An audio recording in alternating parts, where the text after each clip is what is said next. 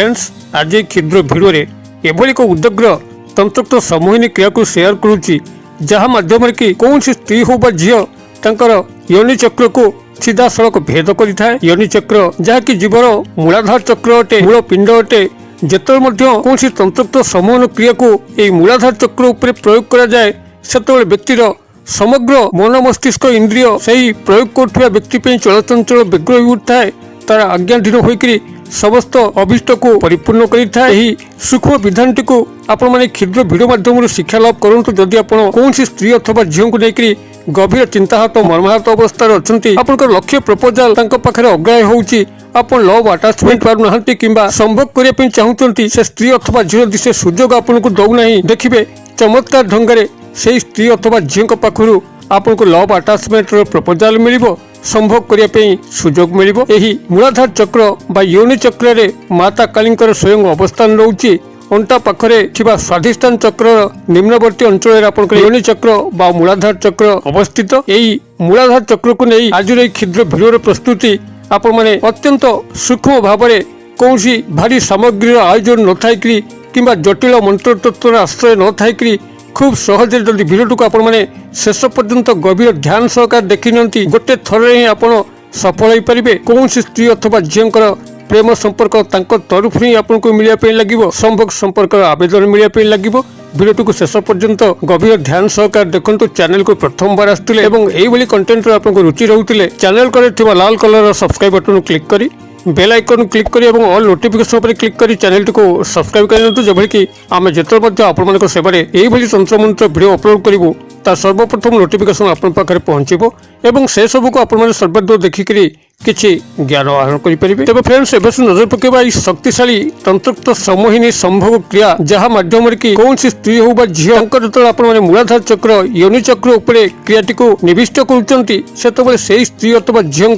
संपूर्ण मन मस्तिष्क इंद्रिय आपण एभली चलचंचल व्यग्र हो उठिब से निजक नियंत्रण करें ना कि कौन परिवेश तंकर पारिवारिक परिवेश होता व्यक्तिगत वायु प्रकृति होता जहाँ मध्य थाउ से निजक नियंत्रण करें ना संपूर्ण भाव में आपण पाखे समर्पित हे तरफ से आपण लव अटाचमेंट हेबे एवं समयानुक्रमे से ही संभोग आपन को रिक्वेस्ट करेंगे। एथि आपको मुख खोलिया पड़ो ना कि कौन कार्यक्रम करने पड़ो ना जहाँ किसी घटब यही अद्भुत योनि चक्र माध्यम होता तंत्रक्त संभोग क्रिया माध्यम संगठित हम। आपण देखिए किभली से स्त्री अथवा झील आपण दिन राति छटपट होगा लगुंट एवं आपण को प्रेम निवेदन कर शक्तिशाली तंत्रक्त समूहन क्रिया को आपण मैंने सुचारू रूप से संपादन करने आपको मात्र गोटे जिनस आवश्यक ताकि डालिंब गछर काठी जहाँकि आप खूब सहज प्राप्त करेंगे। डालिंब जो फल ताको आपण मैंने भल कि जानते डालिंब गछ आपन जदि पाखापाखि नहीं तेबे अनुसंधान करंतु का बाड़ी तो निश्चित भाव आपड़ सेठारे खंडे काठी आनी पारिबे अथवा पाखे जो नर्सरी उद्यान विभाग रही जो मैंने गछ चारा विक्रय करती पाखे डालिंब गछ पाखे नर्सरी उद्यान विभाग सह जोगाजोग कर गोटे चारा गछ आनी लगे गछ टिके बड़ हो गला आपने क्रिएटिव करूँ सबुठ भल हम आपण पाखापाखि कौन स्थान को निरूपण करूँ जो डालिंब गछ टिके वर्धित अवस्था अच्छी।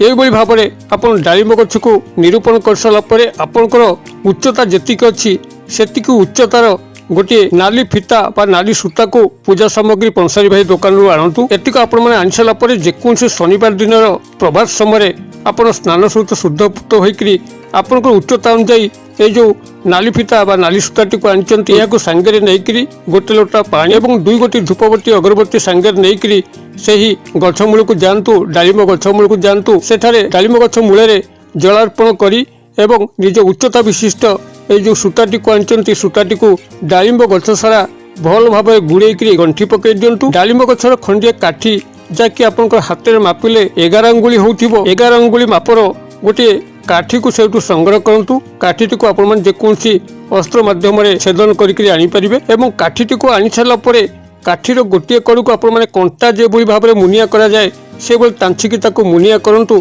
एवं काठी को आनिक पाखे रखु। पाखे रखी सारापर से शनिवार दिन रात्र समय जिते गृहटी आप शांत स्निग्ध परिवेश भरुची कौन स्थान में कोलाहलमय ना यही परिवेश देखिक से ही स्त्री अथवा झील गृहटी जो दिगरे अच्छी से दिग को मुख करी ଏହି ଡାଳିମ୍ବ ଗଛର କାଠିଟିକୁ ଆପଣଙ୍କର ହାତ ପାପୁଲିରେ ରଖିକି ସେହି ସ୍ତ୍ରୀ ଝିଅଙ୍କୁ ଗଭୀର ଭାବରେ ଧ୍ୟାନସ୍ଥ ରୁହନ୍ତୁ। ତାଙ୍କ ସହ ଯେଉଁ କ୍ରିୟା ଆପଣମାନେ କରିବା ପାଇଁ ଯାଉଛନ୍ତି ତାହା ଆପଣଙ୍କର ନୈସର୍ଗିକ ସ୍ନେହ ପ୍ରେମ ସମ୍ପର୍କ ହୋଇଥାଉ କିମ୍ବା ସମ୍ଭୋଗ କ୍ରିୟା ହୋଇଥାଉ, ତା ଗୋଟେ କଳ୍ପିତ ଚିତ୍ର ଆପଣଙ୍କ ମନ ମଧ୍ୟରେ ରଖନ୍ତୁ। ଯେଉଁଭଳି ଭାବରେ ତାଙ୍କୁ ଆପଣ ନିଜ ଭିତରେ ସମ୍ପୂର୍ଣ୍ଣ ଦର୍ଶନ କରି ନେଉଛନ୍ତି, ତାଙ୍କ ସହ କଳ୍ପିତ କାର୍ଯ୍ୟକ୍ରମର ଚିତ୍ରଟିକୁ ନିଜ ଭିତରେ ଦେଖି ନେଉଛନ୍ତି, ସେହି ସମୟରେ ଆପଣମାନେ ଏହି କ୍ଷୁଦ୍ର ମନ୍ତ୍ରକୁ ମାତ୍ର 7 ଥର ଉଚ୍ଚାରଣ କରନ୍ତୁ। ମନ୍ତ୍ର ହେଉଛି ଆପଣଙ୍କର ଓଂ ୟୋନି ବଶ୍ୟମ୍ ସ୍ୱାହା। ମୁଁ ଆଉଥରେ କହିଦେଉଛି ଓଂ ୟୋନି ବଶ୍ୟମ୍ ସ୍ୱାହା। ବନାନ ଡାକି ଦେଉଛି ଓଂ ଲେଖିପାରିବେ ୟୋନି ଅନ୍ତସ୍ଥ ୟ ଓକାରେ ନ ସେକାରେ ୟୋନି ବଶ୍ୟମ୍ ବ ତାଲବେଶ ଜ୍ୟ ଫଳା ଅନୁସାର ବଶ୍ୟମ୍ ସ୍ୱାହା ଓଂ ୟୋନି ବଶ୍ୟମ୍ ସ୍ୱାହା। ଏହାକୁ ଆପଣମାନେ ସେଠି 7 ଥର ଉଚ୍ଚାରଣ କରନ୍ତୁ ଏବଂ 7 ଥର ଉଚ୍ଚାରଣ କରିସାରିଲା ପରେ ସେହି କାଠିଟିକୁ ଆପଣଙ୍କ ତକିଆ ତଳେ ରଖିକି ରାତ୍ରରେ ଶୟନ କରିଯାଆନ୍ତୁ। ତା ପରଦିନ ପ୍ରଭାତ ସମୟରେ ଯେତେବେଳେ ଆପଣଙ୍କ ନିଦ୍ରା ତ୍ୟାଗ ଘଟୁଛି, ସେତେବେଳେ ସେହି କାଠିଟିକୁ ଚୁପଚାପ ତକିଆ ତଳୁ ବାହାର କରିକି ସେହି ଡାଳିମ୍ବ ଗଛ ମୂଳକୁ ଯାଆନ୍ତୁ। ସେଠାରେ ଡାଳିମ୍ବ ଗଛ ମୂଳରେ କାଠିଟିକୁ ଭଲ ଭାବରେ ପୋତି ଦେଇକି ଆସନ୍ତୁ ମାଟି ତଳେ।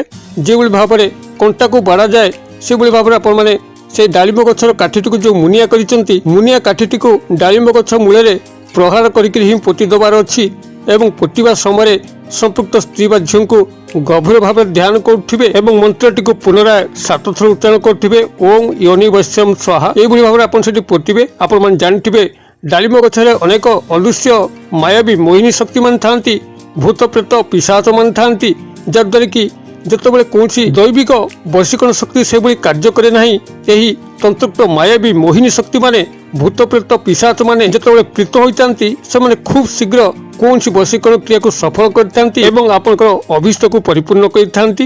ଯଦି ଆପଣମାନେ କ୍ରିୟାରେ ସଫଳ ହେଉଛନ୍ତି, ଆପଣ କେବେ ମଧ୍ୟ ସେଇ ଡାଳିମ୍ବ ଗଛ ମୂଳକୁ ଯିବେ, ସେଠାରୁ ଆପଣଙ୍କର ଯେଉଁ ଫିତାଟିକୁ ବାନ୍ଧିଥିଲେ ଫିତାଟିକୁ ସେଠି ଫିଟେଇ ଦେଇକି ତାକୁ ଜଳ ପ୍ରବାହିତ କରିବେ ଏବଂ ଡାଳିମ୍ବ ଗଛ ମୂଳରେ କିଛି ଭୋଗରାଗ କରିକି ଆସିବେ, ଯାହାକି ଆପଣଙ୍କ ସେ ଅଦୃଶ୍ୟ ମାୟାବୀ ମୋହିନୀ ଶକ୍ତିମାନେ ଭୂତ ପ୍ରେତ ପିଶାଚମାନେ ତାକୁ ଭୋଗ ରୂପରେ ଗ୍ରହଣ କରିବେ, ଆପଣଙ୍କୁ ଆଶୀର୍ବାଦ ପ୍ରଦାନ କରିବେ। ଏବଂ ଏହାକୁ ଯଦି କୌଣସି ନାରୀ ମଧ୍ୟ ଚାହେଁ କୌଣସି ପୁରୁଷ ବନ୍ଧୁକୁ ପ୍ରାପ୍ତ କରିବା ପାଇଁ, ସେ ମଧ୍ୟ ଅନୁରୂପ ଢଙ୍ଗରେ କରିପାରିବ। କେବଳ ୟୋନି ସ୍ଥାନରେ ମନ୍ତ୍ର ଯେଉଁ ୟୋନି ଅଛି, ୟୋନି ସ୍ଥାନରେ ଲିଙ୍ଗମ ଶବ୍ଦକୁ ବ୍ୟବହାର କରିକି ସେମାନେ କୌଣସି ପୁରୁଷ ବନ୍ଧୁଙ୍କୁ ପ୍ରାପ୍ତ କରିପାରିବେ।